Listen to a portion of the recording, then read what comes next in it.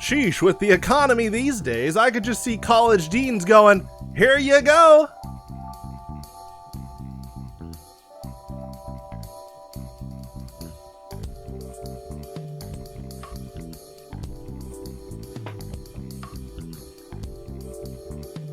One thing I want to comment on is, I've said this before, I think we live in a world where oftentimes complaints are highlighted way more than compliments.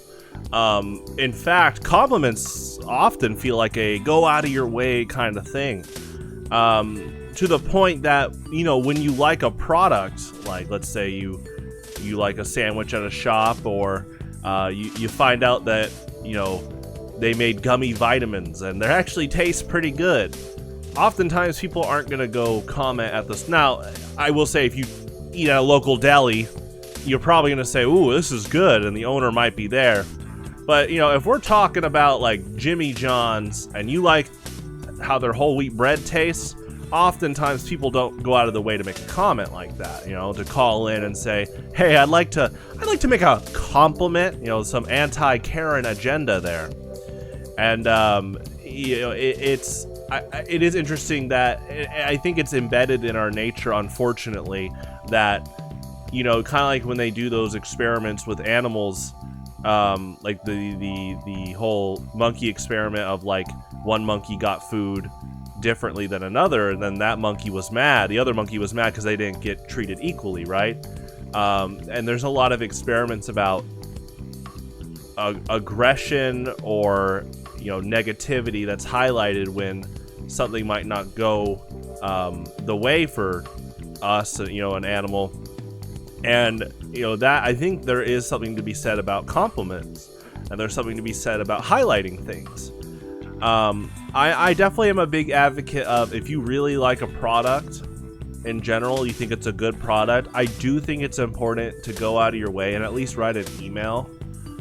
Because not just because it's a nice breath of fresh air, but for those PR people, but honestly, those PR and HR people that deal with so many complaints all the time, I think it probably could honestly make their day at times, if like a unfortunate rare mix-up of a positive comment.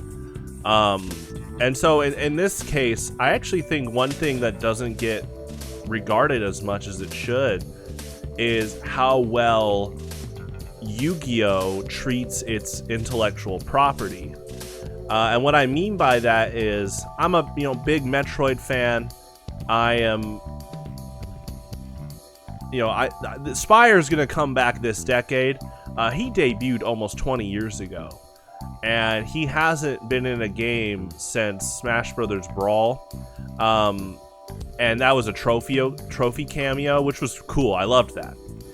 But Metroid as an IP, unfortunately, doesn't get as many games as like Mario and Zelda. And this isn't me throwing my monkey berry fit. No, this is just a reality of, I wish there was a company, maybe like an indie company that would help make more Metroid games. But the issue here is, because we don't have as many games, some of these beloved characters like Spire and the other Prime Hunters, they don't show up as much. And you could say that about other things. What's cool about Star Wars is, thankfully, because Star Wars, has good funding, not that Nintendo doesn't, but because Star Wars keeps pumping out different, shows and movies, we have been able to see Darth Maul more. We've seen Ahsoka more. Ironically, we've seen Luke Skywalker, even though it is funny, he is absent from the animated shows right now. They've been like almost 20 years. But anyway, people love these characters. And so a compliment I want to give Yu-Gi-Oh! and Konami here is, they have kept beloved characters in circulation since the game was around. When the game came out, the big four were Dark Magician, Blue Eyes White Dragon, Red Eyes Black Dragon, and Exodia. And to this day, all those monsters have a tremendous amount of support. New cards were added to a new merchandise. But what's cool is they don't forget about other monsters. There are some franchises where they take their big two, big three, big four, and they make merchandise around them. And hey, I love, I love Ryu and Ken in Street Fighter. And you know what? Street Fighter's done a pretty good job at, supporting other characters. But the thing with Konami is they have their 4 characters equivalent to like Ryu and Ken, but then they have so many monsters that they keep around. I mean, a few years ago there was that card that had M Warrior 1 and M Warrior 2 on it, and I love stuff like that. My favorite artworks is Aegis of the Ocean Dragon Lord, and it has Neo Daedalus, on the art. And this is my favorite Yu-Gi-Oh card art of my favorite Yu-Gi-Oh monster. And again, they didn't have to do this, but I love it. I love that tells me in the creators room that they are always keeping these monsters and discussion about, who could we put in this art? What's an idea we could do? They're always looking. And I think that's actually a key factor to a good IP is you respect your IP and you keep looking into like what people love and what you might love about it, right?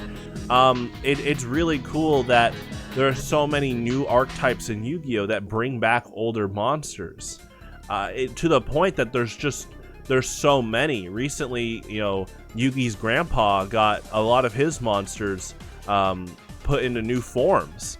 In Yu-Gi-Oh they call them retrains, and retrains is basically it's a witty way to say technically not a new form, but it is, right? It's a Yu-Gi-Oh term, but retrain basically is a new form.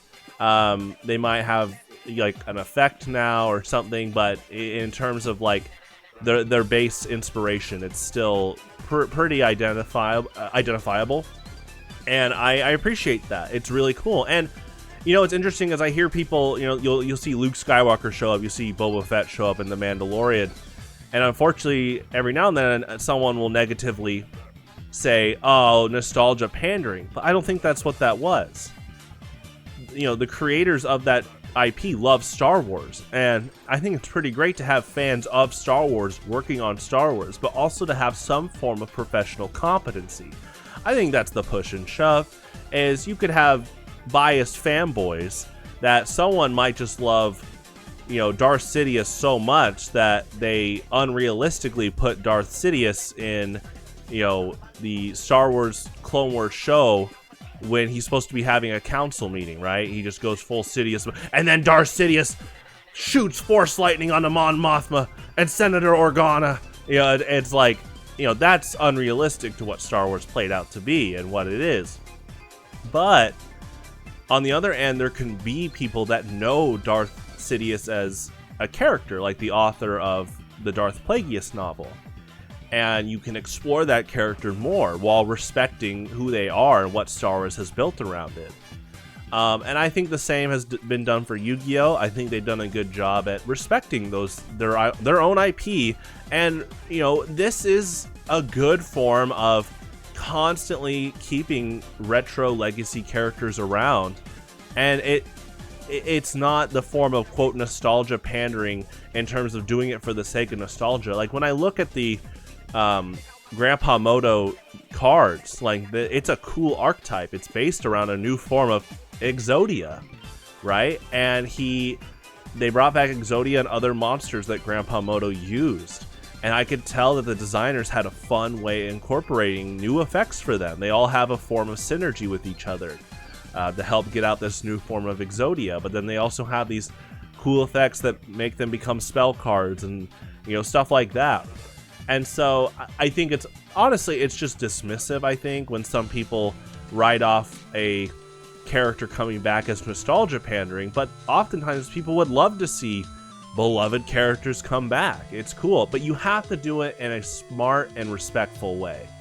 Iron Man's death in the MCU, it's a sad moment. It's a big heroic moment, and it's important that Marvel respects that. And they're I think a witty way they did that is like when Mysterio was doing the illusion stuff on Spider-Man in the second MCU Spider-Man movie, Far From Home. I say that, I guess technically all the Spider-Man movies are MCU with the multiverse, but the way Mysterio did that with like the haunting zombie Iron Man, I think that is a witty way, an in-character way of showing Iron Man again while respecting his legacy. It's done in a way of Mysterio psychologically torturing Spider-Man. He's definitely a good villain in that aspect. That's definitely something you probably shouldn't be doing to good people. But I think there's a discussion of, again, negativity is so vocal that I actually think it is important to share when good things happen. Or else, yeah, you're gonna start seeing a loud vocal minority complain about Luke Skywalker showing up, or Ahsoka showing up. But these are cool characters, and as long as they're respected, right? And I think that's the big factor. And in Yu-Gi-Oh, I just feel like in general they love this game, and they love showing Jinzo again. They love making a new form for Summon Skull, and I appreciate that. And I think what else is cool is they look at monsters that aren't just like the big four, and they constantly make new legacy support for these monsters. And I appreciate that a lot. And I don't just say that as like a Daedalus fan who's about to get some Atlantean and Mermail support, because those monsters are awesome too. But that's cool, and I just love seeing them in new artwork.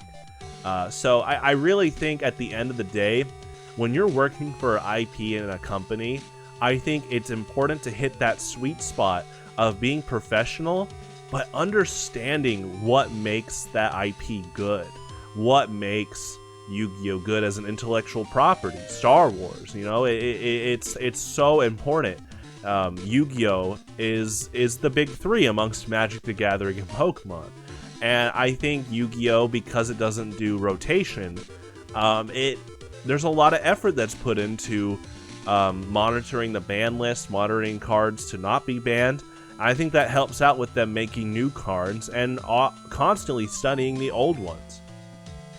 I understand, and this is real quick about TCGs, I understand that there can be some form of forced balancing with rotation for Pokemon and Magic. I will say it's more, those often are more about a marketing thing, with unfortunately the companies wanting you to buy the new cards. So something I love about Yu-Gi-Oh is they've never done rotation, and they find ways to make new cards and people still buy them. And so I definitely think there's a lot to that, to where you can see the appreciation they have for their own IP. Unfortunately, the creator of Yu-Gi-Oh passed away a while back, doing such a heroic act and saving others.